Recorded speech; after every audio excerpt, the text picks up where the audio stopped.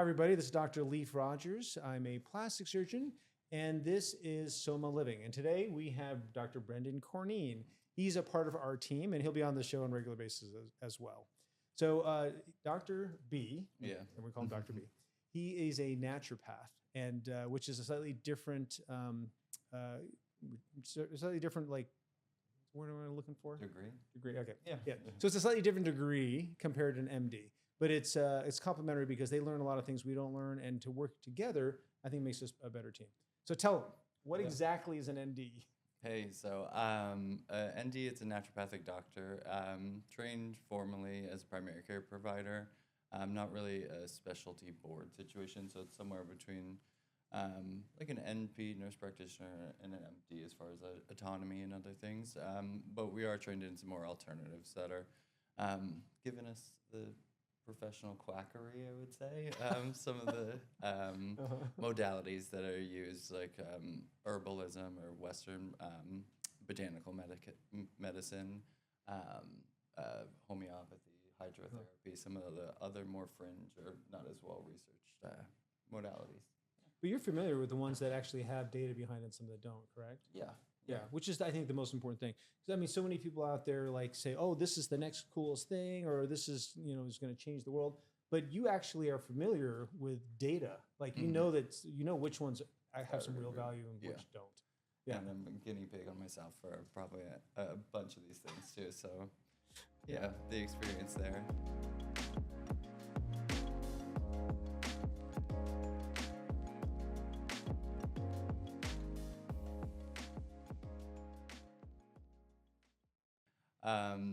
But yeah,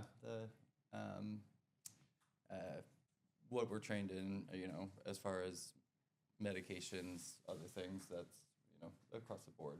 We've got to know our primary care, but I actually focus quite a bit more on endocrinology, and that's kind of what brought me to more of the longevity space. Yeah. Yeah. So I know that NDs or naturopaths you can practice on your own. You don't need any other doctors in your practice, right? It's not like so a nurse, in general, nurses need to practice under MDs or a different type of doctor. NDs do not need to have anybody under. But what are the actual limitations? Like I know you're not supposed to like prescribe narcotics. That's pretty much the only so one. Schedule 2 for California is off limits, but it's really state to state. So full primary care, MD licensure in Oregon, Washington, some other states, but California is a little oddball in that can autonomously prescribe just hormones. Oh. Okay. No other medications unless you're working with another provider. That's interesting. Yeah. Huh. Okay. Yeah, it is. I've got a license in Hawaii and Vermont. Vermont is full prescribing autonomy. Hawaii is also a little funky. It's like no Schedule 3 meds. Okay. Yeah. So. Okay. Well, I got to tell you, I mean, had you gone to medical school, like MD medical school, you would have blown it out of the water because this guy is actually one of the smartest guys I know. He talks about stuff that I like. I got to go look that one up. So. I feel like that's across the board. Well, all right. So I know that I brought you on a couple years ago now, several years now, for the whole core thing. And so this is primarily for sort of anti-aging, wellness, longevity, that kind of stuff, right? So let's talk a little bit about how does that actually fit into like our surgical practice, at least at the moment, and then we can kind of go into more details of longevity. But like, so how do you think what do you think you bring to our typical patient? Like, why does it matter? Yeah, well, it's a great question. A lot of our modalities, and I mean, there's only like 3 prescribing providers here, really, that we just need more help as a team as far as eyes on post-op surgical recovery, but also bringing in a little bit different internal medicine aspect of things. Yeah. So it's I mean, I say what I see. I see that optimizing patients. I mean, so that's I think a big part of what you do. Optimizing patients, whether it's before surgery or after, ideally before, and then also after. So what does the optimization even mean? Well, what does that mean to you when we talk about optimizing? Optimizing. I mean, well, one, I think a lot of patients, they just don't have the wherewithal to understand, the complexity of health, wellness, and what that looks like as far as infection and post-op recovery. So, I mean, setting some expectations. want to screen some things out that we know that's a little bit more nuanced than just a simple pre-op labs, Right. like blood sugar regulation, other things that really impact a number of health, like internal medicine issues, but definitely surgery. So what I see is, well, the bottom line is I can send a patient just to an internist and they're your regular doctor. Mm-hmm. So, but why do you think what you do is different? I know why, but I kind of want to hear. Well, yeah, I mean, I definitely take a more functional approach. I mean, we were all trained the same in medical school as far as all of these things that we were taught, and it's just been archaic for a long time, like our statin drug use and some other things as far as we have more information now to actually kind of update the practice. Definitely spend a lot more time with my patients than most kind of standard doctors that are using an insurance model, which is helpful because it really you're really able to investigate kind of what's going on and listen to the patients. Well, I think one thing that we do for sure is we look at a lot more data points. So it's as far as data points go, I mean, like just like labs and like your DNA, for instance, we'll get people's your entire genome, so you can see which genes you have, which is helpful. Yeah, that can help, like, to help us determine like what are you predisposed to develop, or how you can heal, or what drugs work well on you, all that kind of stuff. But you also tend to spend more time on the hormonal aspect. Yep. But we also use different modalities to try to change those things. So I know you said that, like, in terms of like statins. So statins have kind of a good and bad reputation. Right? They do work for people who need them, but they also cause a lot of problems. Yeah. So what's your go-to when it comes to someone who, say, doesn't tolerate statins, or new diagnosis? New diagnosis, just cholesterol. Yeah. Yeah. I mean, really investigating the diet. We know a lot of the oils that we're using are pretty harmful, and they actually last a lot longer in the body than we would commonly thought. So like canola oil, we can see, the half-life of that up to 2 years for certain fatty strains, especially if you're overheating it or how it's processed in that way. Yeah. 2 years? Yeah, so you can take your statin and it'll bring it down a little bit, but like environmental or lifestyle change is going to be a lot more impactful for cardiovascular risk. Wow. And with statin drugs too, I mean, they decrease a number on a page, but in all reality, they just push off when you're going to have a heart attack. It's still going to happen statistically. Interesting. But you get brain fog, muscle pain, all good things. I mean, that is to say, like, the people that should be taking it, obviously, are people that have already had a heart attack. That's where it shows the best research for preventing a secondary heart attack. But I know a lot of people do it just because their cholesterol is a little bit high. Yeah. And they complain about it. We made up an issue by doing these labs. Now we're fixing it and making up a whole bunch more. Because there are some statistics that say even with that, you're more likely to develop diabetes being on a statin medication. And that's one thing in medicine we were taught, even back in med school. You don't treat the number, you treat the patient. Yeah. So, but we, in medicine, we're always treating the number. Always treating the number. Completely. Yeah. I mean, at the end of the day, it's just giving honest advice is what we're here to do. So what do you recommend instead for someone who has a new diagnosis of high cholesterol? Yeah, I mean, definitely some aggressive dietary intervention, a little bit less animal protein as we could, bring down natural sources of cholesterol. And then looking at the kind of the actual lining of our arteries and veins, we definitely need more vitamin E, and some other fish oils have shown some benefit, but those are all really mixed studies too, because the ability for us to make fish oil go rancid even with our own body temperature before absorption seems to be an outlier based on the quality of it. Yeah, I didn't know that. I've had plenty of patients that have, like, they'll take it for 5-10 years and then their body just can't tolerate taking fish oil anymore. Interesting. Yeah, they'll have like almost allergic type symptoms. I know if you certain brands, you can get the like rancid oil taste. It's pretty terrible. Yeah, but fish oils are better at sort of lowering your triglycerides, right? And bringing up HDL. Okay. At the same time. So that's a big pivot there. So the metabolic syndrome, yes. I'm so glad I take it then. But it's really about the composition of the fatty acid strain. So EPA is more sensitive to oxidation.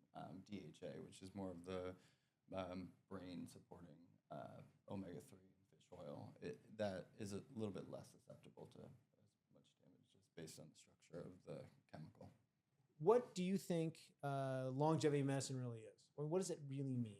Yeah, I mean, longevity medicine, it's a synonym for preventative medicine, really. Just not as fun. Well, I mean, to me, it sounds like preventing death if possible. Yeah, immortality. Yeah. Right, yeah, or Yeah. live as long as possible. So, but I agree. Yeah. I mean, death is inevitable, but I guess you're right. You're trying to prevent it, right? Yeah. Okay, Yeah. go ahead. It's like biohacking. It's Yeah. just we made up a different term. Oh, I to don't talk like that term, I know. biohacking. Me either. Well, It's also biohacking just seems like unqualified people practicing medicine. That's what it sounds like to me. It sounds like unqualified people practicing medicine in sales. Yes. Yeah. But yeah, no, what the longevity or biohacking or preventive medicine really looks like is just obviously keeping our quality of life really high, staying out of pain, and dealing with less disability as we age, and extending the time to when we pass. Yeah. So how real is this now? Because I know when I first conceived of the idea of core, like probably 15 years ago, there's so little that I thought it had any true value. Mm-hmm. How much of it do you think actually has value now? I mean, quite a bit. The studies are out there for a lot of things like endocrinology or hormone replacement, which is a big part of my practice. But we're looking at some relative risk for certain types of cancers, which unfortunately most of us, good percentages will get those types of cancer, either with or without hormone replacement therapy. But that it's shown to decrease all-cause mortality. So interesting. Does hormone replacement potentially extend lifespan, or mostly improve life quality? Both. Both. Yeah. Interesting. Yeah. Interesting. I mean, outside from breast cancer and say prostate cancer risk, but if you live long enough, you're going to get prostate cancer, unfortunately. So. Right. If you're a man. If you're a man. Yeah. If you have a prostate. There we are. Yeah. Okay. All right. That's interesting.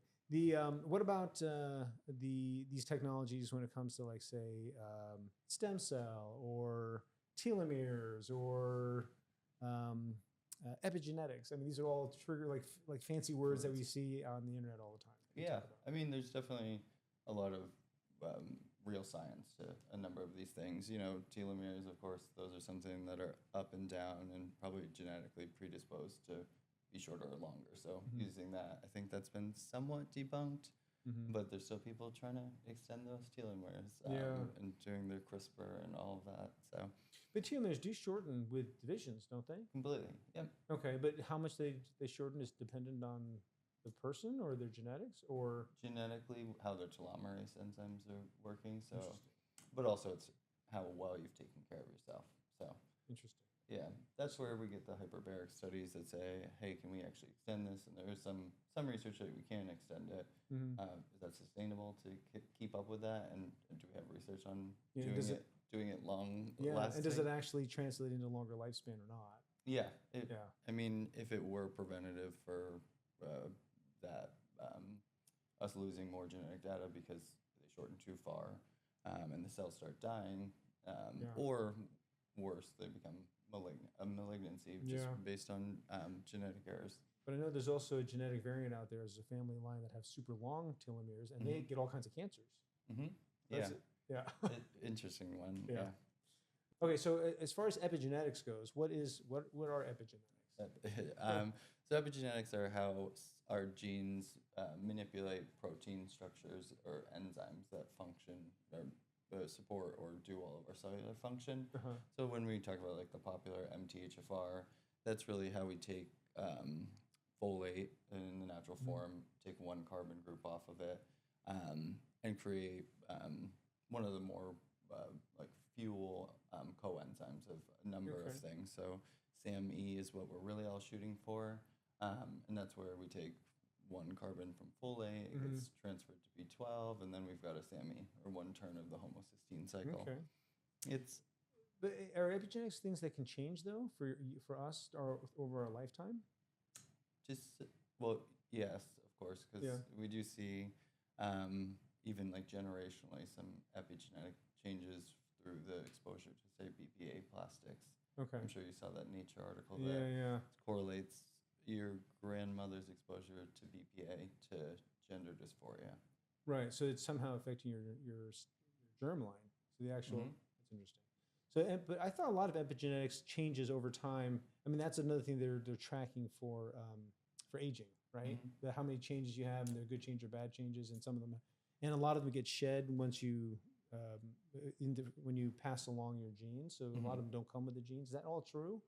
Yeah, I mean that's where we're looking at like the true age or DNA aging Right. test. So we're looking at methylation of certain histones, and Huh. because of the study that they did to actually look at it, I think the cohort's now 65 or so, where they had serial throughout their life Got genetic testing, and it. that's Okay. where they're saying how quickly are you aging at the point when you Mm, did the testing. So how I see. good are you doing right now? Right.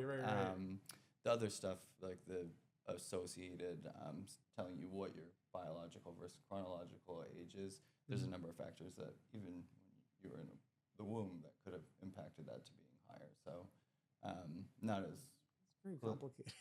clinically relevant. It's Yeah. very complicated. All right. Now, so the third one that I had mentioned, I also want to just at least get some Hmm. concept around is stem cells. So people talk about stem cells all the time, and we use the so-called stem cells in medicine a lot, but it's one of these sort of gray zones, especially for the FDA. Yeah. So how do stem cells relate to longevity?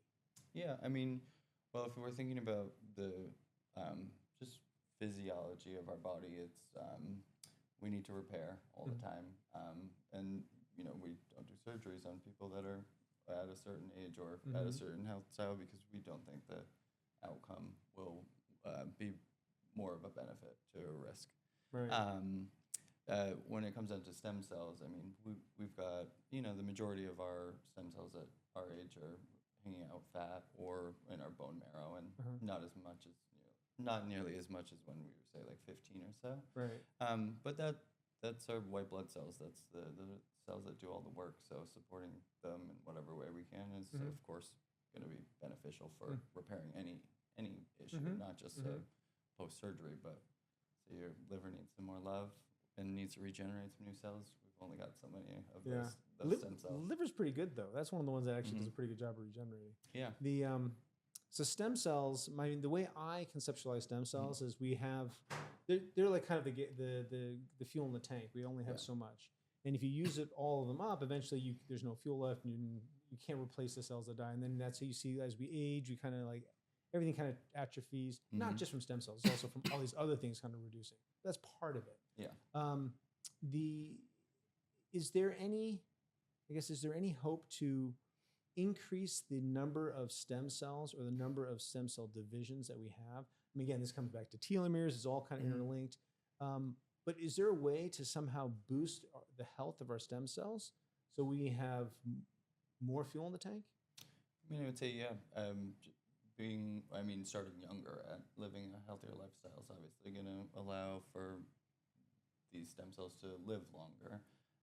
Because there's nothing like biologically in a cell that says it couldn't be immortal. And we see Mm-hmm. the HeLa cells of cancer cells that do live forever if Yeah, they're yeah, given yeah. fuel. So, Uh-huh. yeah, it's an interesting concept that it's something that we're doing, which we know we made a Yeah, hundreds of mistakes, if not in just medicine, yeah. just in dietary changes and Well, there's recommendations. all Yeah. kinds of things in medicine that we think is true today that we know is going to be wrong tomorrow. That's just the way. It's just the way it is. Yeah, But it's that's terrible, progress, but you yeah, know. it is But progress. so I mean, one of the things that I always think about is like athletes, for instance, they punish their bodies. They're Mhm. always recovering. They're burning up stem cells. But we always say how being physically active and working out is good for your longevity and well-being. Mhm. I mean, is there a contradiction there? I would say, I do think so from like a personal standpoint. Mhm. I was a competitive distance runner running 100-mile weeks for a long time. Uh-huh. And, definitely wearing on the body. If we look into, say, like Ayurvedic, traditional Indian medicine, Mhm. they think you're wild for running a marathon, but just because it's a stress on the body. Yeah. Yeah. My biological age went up a couple years, I'm sure, because of all of that. Yeah. But there's an extent to is this just for health promoting exercise, Mhm. and not overdoing it. So it's kind of Right. that fine line between are you like, is this becoming an obsessive like behavior? And that's where we probably see it being more stressful on the body than anything. Too much of a good thing does exist. Yeah, it definitely does exist. I saw this one article a number of years ago. It showed that the average Olympic athlete has a shorter lifespan. Oh, yeah, 100% makes sense. Yeah. Uh-huh. Yeah. Now some of it's even with, like, we're seeing, like, distance runners younger getting colon cancer, significantly younger. And specifically distance runners. Endurance athletes. Yeah. I think the study was on interesting runners. I mean, we use a lot of glutamine to do endurance sports, either swimming, like cross country skiing or running. And our gut takes up a lot of glutamine too, so it makes some sense. Interesting. Wow. It's the thing I find so interesting about all this is how everything is ultimately interlinked. Everything affects everything else. We're just slowly getting the picture of how it all kind of works together. Yeah. We have it's like you see this big sphere and you see like little dots and you know they're all in the sphere. You can see how they kind of touch other things, but there's all this empty space where information is missing. Yeah. So ultimately it'll be like looking at the Earth, like through a telescope. It's this one big picture. But right now it's like poorly constructed spider web. Yeah. We're just trying to figure it out, but still, yeah, it's taking a little bit longer. And I think that's a big part of medicine that's missing too, that it really should be a more individualized process. Especially with recommendations. I mean, part of my freshman year in biology, we finished with the Human Genome Project. We based all medicine and all of our controlled trials, but based on now we know that people are different. They're going to respond to this medication different. So we got to keep it, in context when we're sitting there listening to someone complain about something and giving them the same treatment that hasn't worked. Yeah. I mean, I think that's relatively new in medicine. I know when I trained in medicine, you're taught like this is how everybody responds. This is how things are done because of that. But now we know that's not the case. We know that there's so many people are outliers. Yeah. And I mean, 80% of the time it may be true, but it really depends on what you're talking about. Sometimes only 50% of the time it's true. Sometimes 99% of the time it's true. But there's always an outlier. Yeah, I love that. Well, I love some of the old archaic things let's say skin cancer, for instance, since men are more likely to get on the left side, women on the right side. Because women don't drive, I guess.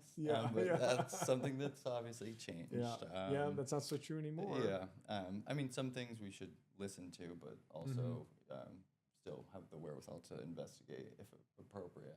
Yeah. Yeah. Well, I think everything needs some investigation. Maybe sometimes the things we think we know for sure. Yeah. Oh, completely. Okay. So let's talk about some of the things that we actually have here that we offer that we believe, you and both of us believe that really does make a difference. So some of the, in particular, let's talk about some of the technology. So we have one thing that we have that's become very, very popular here is hyperbaric oxygen therapy. So for those of you who don't know, a hyperbaric oxygen therapy is you're in a chamber. It's like literally like this steel chamber with a door, but it's a comfortable situation where you're watching TV and whatever, but you're breathing 100% oxygen under increased atmospheric pressure. In our case, it's at least 2 atmospheres. So anything that's a little bit less than that is considered mild hyperbaric and has some benefit, but the data shows it's not as good as if you're a little bit higher up. So so medical grade is 2 atmospheres pretty much and up, breathing like at least 95% pure oxygen, if not 100%. And that seems to have a lot of benefits. So for my surgical patients, it's really good for healing, especially if they have like a wound that didn't heal well to begin with. It can help heal it faster, and sometimes even to prevent those wounds. But it's got all these other benefits too. So tell us from the more medical side, what are the known benefits and what are the potential benefits? I know they're doing research on it all the time. There's so many papers now. Yeah. It's become it's become trendy. So hyperbaric oxygen's been around forever, by the way. It started out for divers, for people with the bends. It actually even started before that.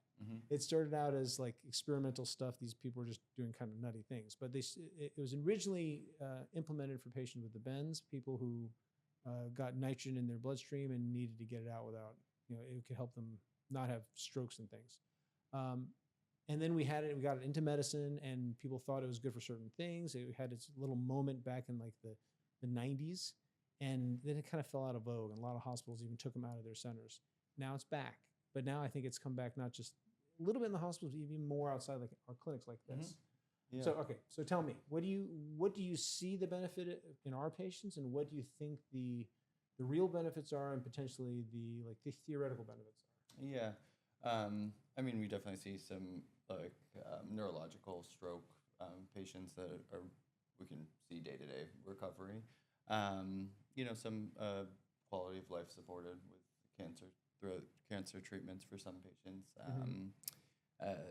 Some of obviously the wound healing just works very well. And, for other conditions, we kind of have to theorize if it's going to be worthwhile and look into kind of how hyperbaric works is, that pressure is now making our red blood cells don't need to go through a capillary bed and deliver nutrients. So obviously when you don't have that capillary bed anymore with a surgical scar, it helps. But other conditions that we know, just low oxygen, which, we probably could say most human diseases are low oxygen status at some point in it. Like a heart attack. Low oxygen everywhere. Yeah. Low blood flows, low oxygen to those tissues that aren't getting blood flow. Yeah. So we know how it works as a treatment protocol. There's other benefits that the research is coming out to show, stem cell mobilization and other things just due to the pressure, not as much the actual oxygen too. And I think we'll be finding more better recommendations for kind of a longevity aspect. I know we've got people that want to like sleep in their chamber and everything, but to some extent, too much oxygen we know is a bad thing. So when we're talking and even looking at the benefits, it's by the second day in a row of it, your body's adapted to that stem cell mobilization benefit. Of course, if you're doing it for surgery, keep doing it because it'll be helpful. But from a longevity aspect, probably less is more. So what is your recommendation from a longevity aspect? What is the perfect regimen? I would say getting in there for a minimum hour every 2 to 4 weeks would be beneficial. So that's it. That's all you need every 2 to 4 weeks if you're going to do it forever, kind of thing. If you're going to do it forever, yeah. Okay. I mean, thinking about the stem cell mobilization and slight changes in epigenetics, it's going to take about 2 weeks to even see those. Of course, if there's an injury or other things, we can increase the frequency. But I would say less is a little bit more because we're going to live to 119 or so. It's a lot of time in the clinic if you're doing it every single day. But no, logistically, I think to get the benefits that are immune supportive, it would be a little bit less frequent. Interesting. Huh. I don't think I realized that doing a little less frequent for long term might actually be better than doing it more frequently. Yeah, I mean, I know all the protocols out there for like acute issues are always like once a day kind of deals. Yeah. But and even the chronic stuff, which I think is a little bit ignorant from a research standpoint, that we're looking at a burn victim the same as someone that's had dementia for 15 years. And we even see it, clinically when people start overdoing it. And I try to warn people like, you're not unhealthy, but you probably don't need to do 20 straight. You're going to have a point where there's going to be a little bit of regression. Yeah, diminishing returns. Yeah, you actually see a negative outcome in some patients. Like what? What's the negative thing that can happen if you do? I mean, I know that too much fatigue. I would say is the biggest thing. Interesting. Yeah. Actually, my real estate agent, he is super just like hyper focused on everything. That would give himself Cushing syndrome from taking too many like bovine cortisol or adrenal gland supplements. Oh, okay. It's like don't do that, and then 19 of hyperbarics later, kind of broke out in more of the like scleroderma type rash, and just was awfully fatigued, couldn't get out of bed. Interesting. Feels great for a little while, so we think we just got to keep doing it, but it's kind of the addiction model of medicine, I guess. Yeah. Well, I mean, medicine has a tendency to be like that way anyway. Like if a little is good, more is better. Yeah. We know that's not the case, but even doctors are guilty of that sometimes. Yeah. No, I would agree. Yeah. And even things like I'm sure you did the use of opiates. And now we're just saying, oh, there's actually no benefit to outweigh the risk. Like Yeah. that is the CDC's their when blanket statement. when I was in residency, all the anesthesiologists had a little pin that said "no pain equals no pain." You know, or they had a pain with a line through it. Yeah. So I mean, the motto was to give everyone narcotics, so no one had any pain whatsoever. Yeah. And if anyone had pain, like that was a liability. That was a problem. And now it's the other way around. Yeah. Which honestly makes some sense. Yeah. I mean, that's a human condition, really. We just want to avoid all pain and difficult things. But unfortunately, probably to get to that longevity or increased lifespan, we've got to think and also. Well, a lot of these old adages that have some value. No pain, no gain, right? What doesn't kill you make you stronger, within reason. Yeah. Okay, so hyperbaric, I think we talked about it reasonably extensively, though honestly, we could talk about each one of these things like ad nauseum. I mean, we can have like 10 different podcasts on each one of these. I mean, literally each one's a series. However, I think you get bored. So let's go on to the next thing. So the next thing is red light. So red light is something that I looked into a number of years ago, and I remember hearing about it and thinking this is hocus pocus. Then I started looking into the data and realizing, oh my gosh, this is measurable. This is real. So then I built my own booth. So I do believe in it. So what do you think the benefit of red light is, particularly for our patients or just people in general? Yeah, I mean, if we're looking at it systemically, well, obviously the skin will benefit from just increase or decrease like signs of aging, which is a benefit, and that's why it's become so popularized for home use and other masks and things like that. But as far as the systemic effects, definitely some anti-inflammatory benefits that are well researched or documented. And outside from like the other things, and I know our booth also has some other technology as far as blue frequencies and some near infrared. Near infrared, yeah. I tend to lump the red and the near infrared kind of together, but they are slightly different. Yeah,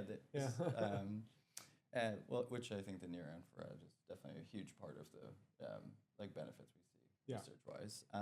Blue being more, I mean, it has some benefits that might kill some cancer cells. We can't say that for certain unless we use a prescription medication. Which we should do, by the way. But also seems to have more antimicrobial effects. And think about it when we're just sitting there looking at our screens all day, and we have that blue light strain. There's a lot of things going into us to keep our eyes from kind of dying. But if you're just a single cell organism, you can see how you die if you're overstimulated like that.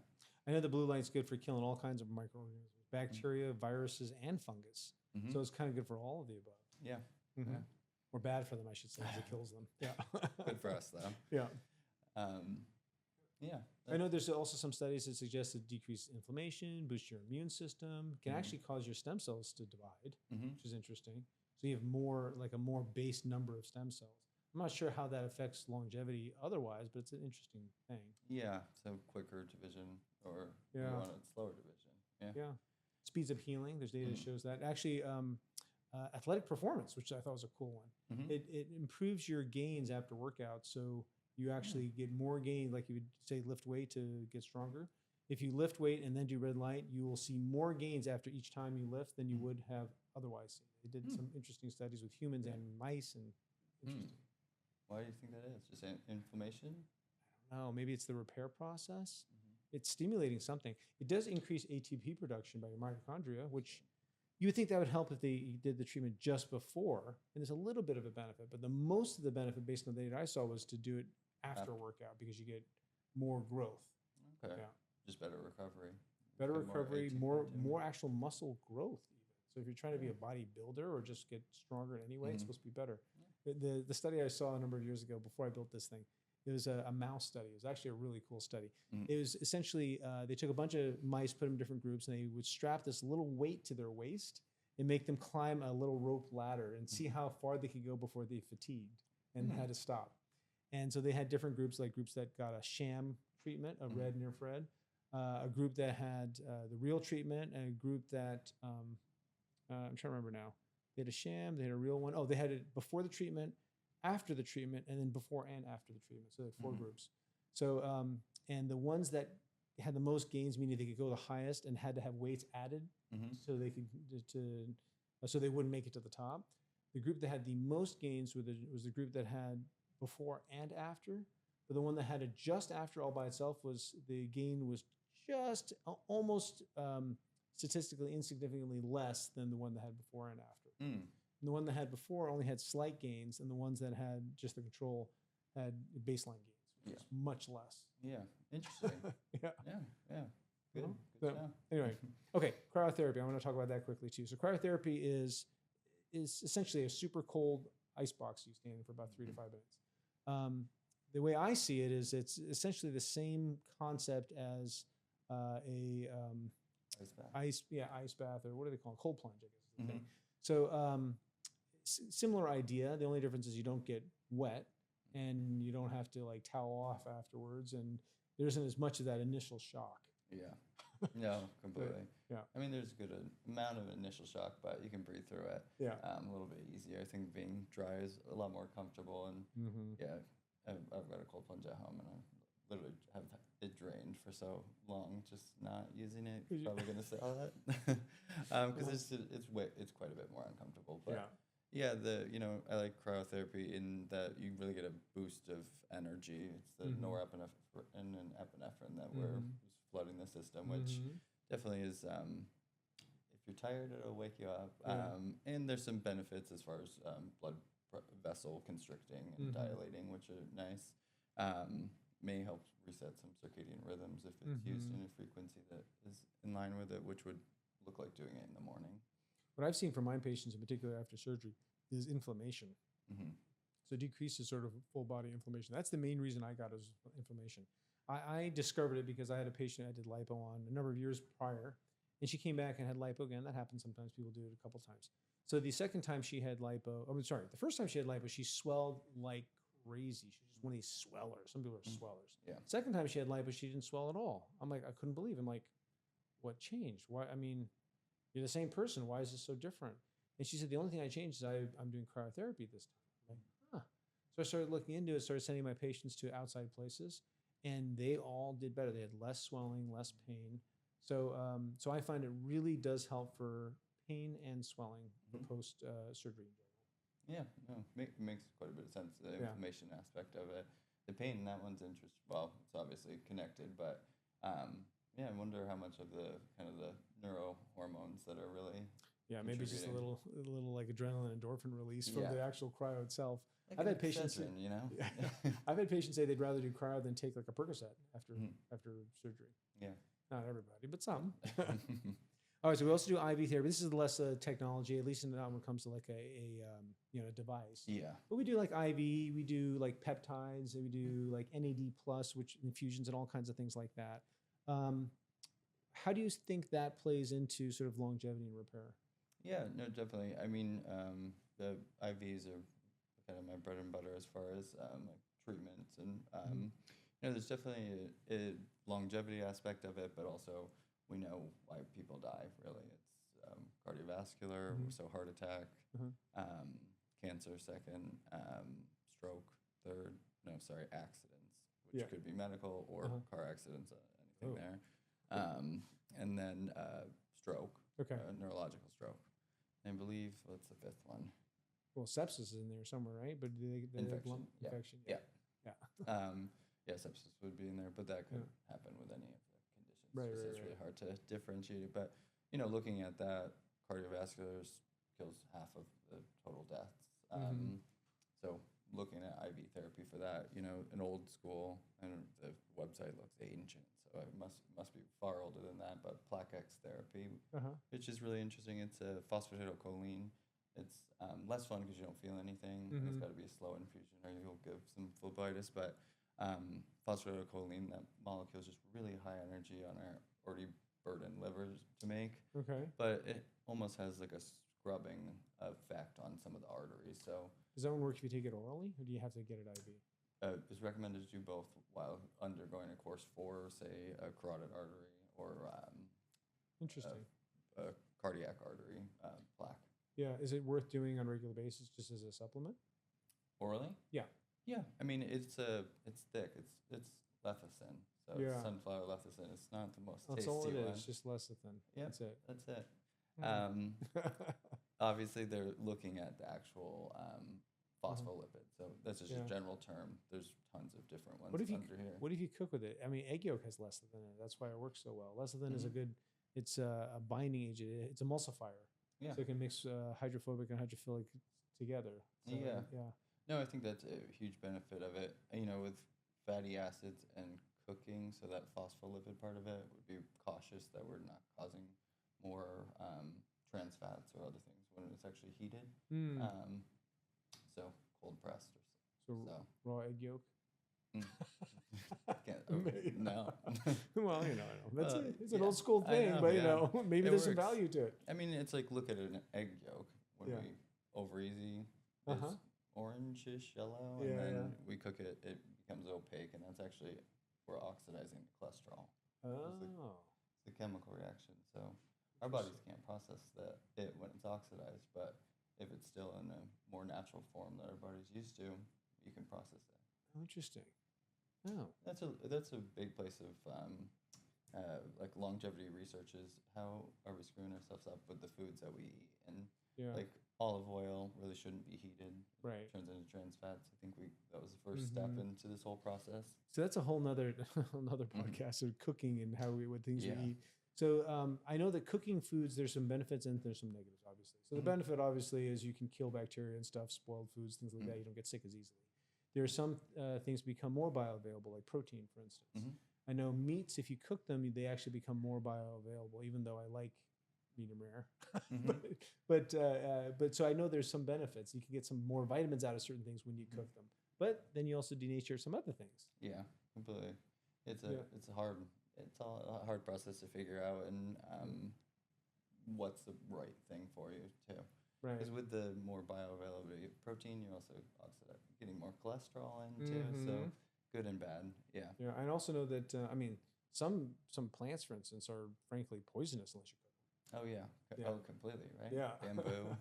Yeah. That'll be a good one. Like, Like tomatoes, that their like ancestry wasn't actually a poisonous berry. Oh, I know. I mean, Yeah. I know for years people thought they were poisonous. The whole story about how Thomas Jefferson supposedly proved to everybody that tomatoes were not poisonous. I don't know if that's true, but that's something I learned in elementary school. Oh, interesting. Yeah. But and I know potatoes even raw potatoes are very mildly poisonous. Especially if they're sprouting. Yes. Yeah.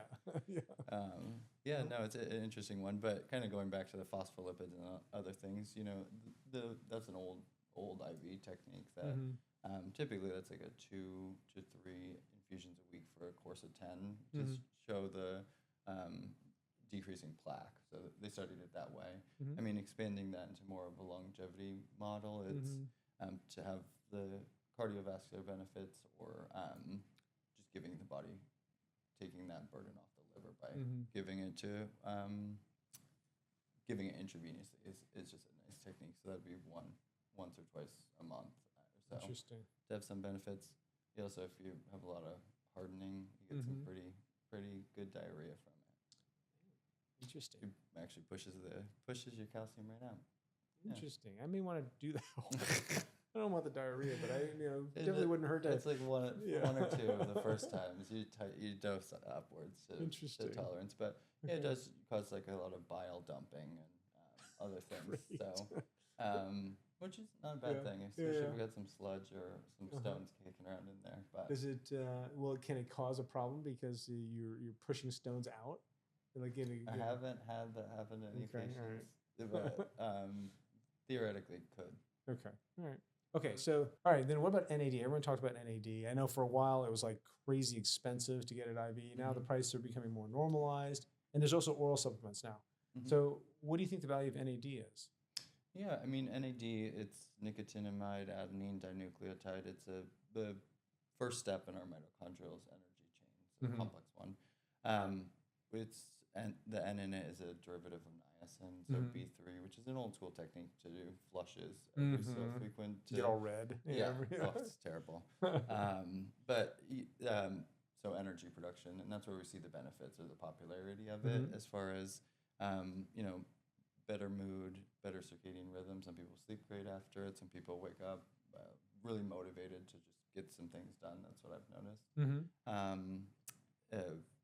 Acutely, it's not the most fun too, Mm-hmm. but so there's the energy aspect of it that is pretty well documented.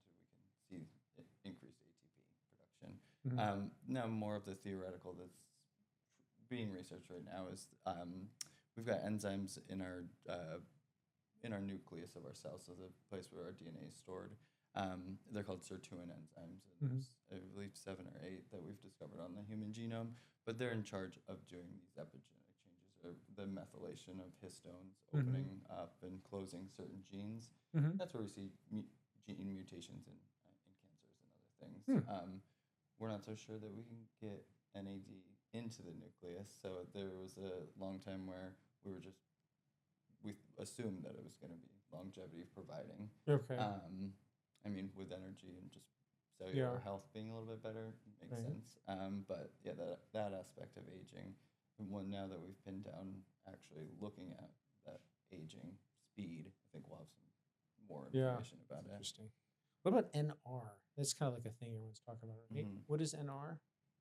The nicotinamide ribosome. Yeah, It's they just got first to the market. Oh. True Niagen. Oh, It's not oh, actually oh. the best oral precursor. It takes up. It's like an extra biochemical step to Ah. NMN, nicotinamide Oh, mononucleotide, gotcha. Okay. which Yeah. was late to the game, but Mhm. no one really patented it in time to popularize it. So they got there first. Still really popular. Mhm. Doesn't have the same. Most people don't notice the same experience Mhm. between the two. NMN, you can feel more energized from. Interesting. My problem with NMN is it gives me a headache for some reason. In the doses everyone talks about. Oh yeah. I get a headache from other weird things too. I have some weird sensitivity to certain things. I'm not sure why. It takes a lot of methylation Oh, maybe that's why. to process it. Yeah. I got and Dinucleotide. I have one copy of the MTHFR gene, so I don't methylate as well. Correct? Yeah. See, I did my whole You got the genome bad thing. one. Yeah, but only have one copy, not two Yeah, copies at yeah, least. So that's yeah. good. So anyway, but I take a methyl assist type thing, which apparently I've been doing better, right? What is that one measure that we measure for methylation? Homocysteine? Yeah, my homocysteine I think was lowered. Lower. Yeah. So see, this stuff actually works. It does something. Yeah. See, this is why I have him, because this is way too complicated. If I can understand like how certain things fit together, but when you start getting all into the weeds, like I start forgetting those details. I need to be able to touch them and see them for me to really understand them. Mhm. So I understand the basics. This is why he's here. Right. Okay. So in any case, we talked about a lot of different topics when it comes to longevity, but honestly, it's the tip of the iceberg. There's so much when it comes to longevity, wellness, how it interacts with medicine in general, how it interacts with our lives, how it makes our lives better. I mean, it is so complicated. Now you understand why there are some podcasts out there. All they do is focus on this, and they've got unlimited amounts of things to talk about, and they're so popular. So we could keep going on this, but we're not going to today. Today, that was it. That was an introduction. So again, I want to thank everybody for watching.